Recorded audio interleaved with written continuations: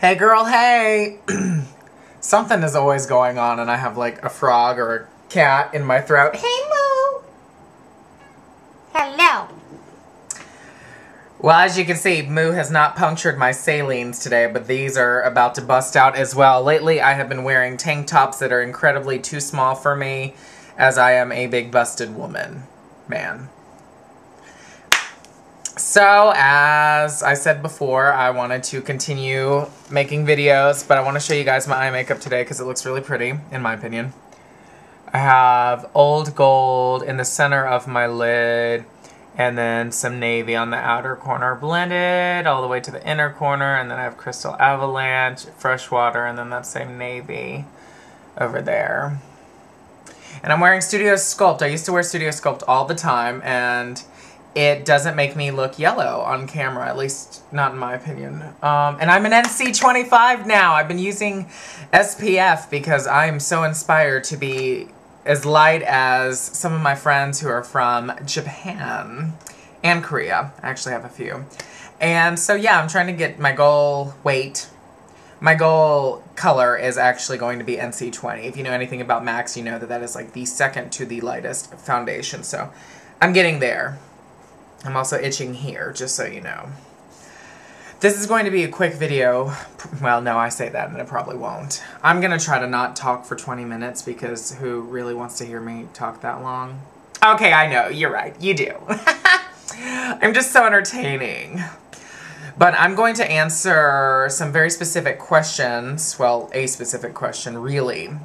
On my last video, Justin, excuse me, whose username is, my name is Justin Hughes, says, Dear Matthew, what made you or inspired you to choose the life path of not drinking, not having sex before marriage, etc.? I also wanted to know where and when you first heard your famous saying, make good choices. Thank you for being one of my role models, Justin. Justin, and I know that we've conversed on Twitter a couple of times, and I'm sorry that it hasn't been more consistent, but I want to thank you for allowing me to be one of your role models, and I hope that I don't disappoint you in the future. And I'm going to answer your questions, because you were really the only one who asked a question. Everybody else was mainly talking about things that happened in a video, and the reference to Moo puncturing one of my salines was somebody, and that sounded so like me, but I don't remember doing it or saying it or what video. I wish I knew, because I would love to watch that. But anyway, I digress. So, what made me choose not to drink? Well, I never really was a big drinker to begin with. The first time I ever drank was when I was 18 and I had just graduated high school.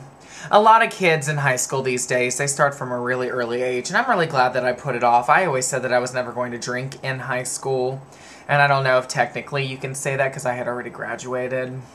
But I was underage, and it was completely safe.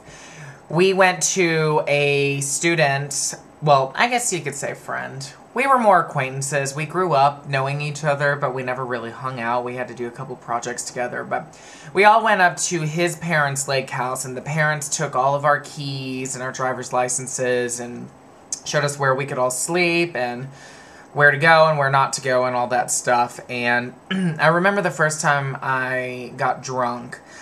I had no idea about my liver disease, first of all. Otherwise, I would never have made that choice. But I remember walking into the kitchen and being like, okay, if I'm going to drink, I'm going to drink. I've never drank before. I have no idea how I'm going to react. And I have nowhere to go tomorrow, really. And so let's do it. And I had two of my friends, Leah and Josh, who were with me. And they were kind of watching over me because they had drank in the past. But they were really close friends of mine that I trusted. And I knew that they would take care of me. So they were basically my DD. Even though we weren't driving at all anyway. And I think I walked in and I took 4 or 5 shots of something very, very strong. And of course, I was out of it. So for the rest of the night, I'm and we were at a lake, and of course there's a dock. And I'm getting close to the dock, and I'm feeling violently ill. And it got to a point where I was aware that I could not change the fact that I was drunk. I was telling myself over and over, he would be so disappointed in me. He would be so disappointed in me. I can't believe I did this to him. And the he I'm talking about is my grandfather, of course. he knew what I was going to do without me even having to tell him. Parents are smart. You think you're getting away with it. You're really not. They've been there. They've done that. And if they haven't been there and done that, they at least are aware. And if they're not aware, then they're idiots. And we should chop their heads off. More further than they already are if they can't tell that their children are out doing bad things. Some are just in denial. My daughter would never do that. But anyway. So... yes, I remember just trying to snap myself out of it, and I fell on my back at some point, and I was about to pass out, and everybody kept slapping me, telling me to turn my head, that I was going to choke on my vomit. It was so bizarre, because I had never been in that situation before. I had never seen what drinking was like. I never drank anyway. And so to have people slapping me and telling me to turn my head this way and that way so that I won't throw up and choke on it, which is really gross, and I apologize. It just wasn't an experience that I would want to have again. I do remember the one plus side is that when I woke up and there was the guy in high school that I don't know why I was just so attracted to him. He was just so cute. He was popular, but he talked to the people who were not popular, i.e. me. And you're probably wondering, how were you not popular? I was well known. There's a difference. When I came out between junior and senior year, I think I started not caring as much about anything anymore. And so I decided to be me, and people started to see me as me. And it was really nice, and I enjoyed my coming out experience.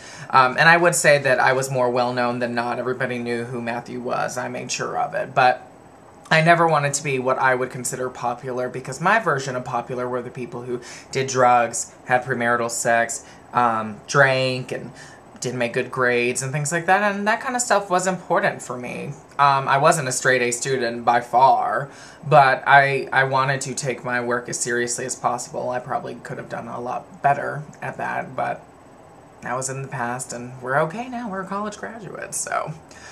But that was my first drinking experience, so I wanted to preface or talk about that because that night that I drank, I couldn't explain it, but there was this terrible burning inside of me. And everybody kept telling me, it's because you've never drank before, this is your first time, everybody's like that. But it literally felt like molten lava inside of my stomach, and I couldn't explain it, but it just felt so off. And I said to myself, if this is what drinking is like, I really don't want to do that very much. In college, my freshman and sophomore year, I did a little bit more drinking with some friends of mine, more socially than anything. But my whole theory was, if I'm going to drink, I'm going to get drunk, because I don't like the taste of alcohol, and I like the feeling of being drunk, but not the steps that it takes to get there, so I'd rather just do it really, really quick. And shortly thereafter, that's when I actually found out about having the liver disease. Now, to answer the question more fully, which that, my God, is like 7 minutes of me rambling about that one subject, I just kind of got in my head that drinking was very similar to a drug, like cocaine, heroin, anything like that. And so I just never wanted to get addicted to it. I didn't want it to be something I felt codependent upon. And not that I feel a lot of my friends are or were at that time, but it seemed like some of the friends that I had, every time we went out, they wanted to drink. And that's fine, and I understand the college experience sometimes involves that. Not every college experience needs to, nor high school experience needs to. And if you don't drink, please don't use this as inspiration to start drinking, because it's really not all that it's cracked up to be. I'm crazy enough, I don't need the alcohol in my system to cut loose and go up and talk to people. Like, I enjoy being myself and whatever else. So, anywho, when I found out after donating blood that I had hepatitis C, I just decided, you know, it's really not worth it. It's not worth my life to continue drinking if I know it's deleterious to my health. And there were a couple times when I rebelled, particularly around the time that I found out Diddy was passing away. I got really, really upset, and I was very depressed, and that was kind of when I became absent from YouTube. And I drank a little bit more then, because I was at that point where I just didn't care. I didn't care if I died, because I was losing the whole reason that I was living. But I quickly snapped out of that when I woke up. Well, I didn't wake up. I was awake, but I was in my friend's bathroom, and I was talking to the cat, that was on the shower curtain. There was no cat, like a real live cat. It was just on a shower curtain, and I was talking to it, trying to make myself sober up. That's what I do. I just talk about, oh my God, I can't believe I'm doing this right now. Will you talk to me, Febreze can? So, yeah, after that, that was probably 2.5 years ago. That was really the last time I recall drinking. I drank on one of my birthdays, not this past one. I think it was the one before. And that was, okay, yeah, so it's been about 1.5 years the last time I drank. And I made a promise to myself that it just doesn't seem worth it in the end to drink. Okay, I said it was going to be really quick, and it's already almost 11 minutes. Yeah, so I haven't drank since my 24th birthday, I think it was. And that was not this past year, but the year before. I haven't had a sip.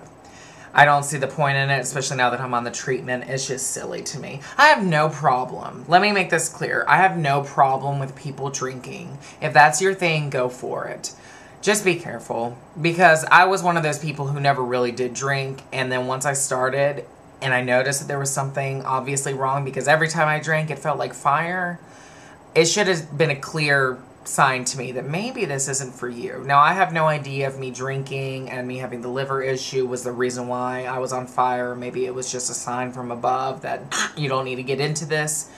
But I'm glad that it happened. And I'm glad for the experience that I had, because it made me very remorseful of the acts that I made. And I realized that I was not making good choices. And so how I'm going to turn this story around is where I got the saying, make good choices. Which, by the way, some of my friends they never get it right. It is make good choices. That might not be grammatically correct, but it's the saying that I was told, and that's what it's stuck with. Some people say, choose smart decisions, or something like that. And I'm like, that is not what I say at all, unless you're trying to do your own thing. But anywho, I digress. So I was over at my friend Lisa's house, and I was talking to a friend of ours. Her name is Melissa. And I think she was about to get ready to leave. And as she was leaving, she turns around and she goes, make good choices. And I cracked up, which is what most people do when I actually say that. And I was like, what are you talking about? And she goes, that's my saying, make good choices. I heard it somewhere. You should try to say it in normal conversation. I've never once heard her say it again. And I've hung out with her since then. But ever since that day, I started thinking about it. And I was like, wow. That's kind of a powerful saying to say at any moment, because it makes people giggle because they're a little uncomfortable and they're like, did he really just say that? And make good choices. What does that mean? But then you start to think about it and you're like, wow, I wonder if this choice that I'm going to make is better off for me than another one. So I really like saying it in social gatherings and parties where there are alcohol and other things going on. I like to be like, all right, everybody, it was nice meeting you all. Make good choices. And everybody thinks it's so funny. And I'm like, okay, well, 3 of you could die if you get behind the wheel of a car tonight. So really, make good choices. So that's where that saying came from. And it has just stuck with me. And I think she told me when I was 15 or 16. So it's been nearly a decade that I've been saying that. I don't say it in every video, but I say it in most of them. And that's just, I have to give her credit because she's the one who told me. But again, I haven't heard her say that since, so I guess you could say it's my thing. Just like the hey girl, hey, that was not my thing. My friend MK told me about Kesha or Keisha from Tequila Loves Chocolate and White and whatever else that show was. And that girl was like, oh, hey girl, hey. All weird. I don't really say it that much. I know I said it in the beginning of this video. I'm kind of over saying that. But the make good choices, I think that one's going to stick. I just need to find my new opening phrase. If you have any suggestions, let me know. But okay, so that is why I made the choice to not drink. It was more about my health and thinking about the choices that people have made in the past.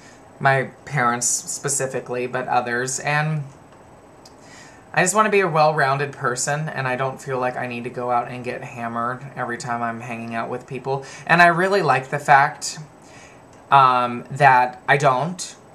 Not just because I know it's healthier for me, but I like being that person at a party that strikes up conversation, because people are always like, you don't drink?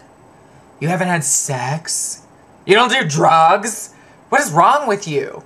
And they would just think, I guess, because I'm gay, that I would just be this big hoe bag from the time I was 12 years old, snorting cocaine and touching up with translucent powder at the same time.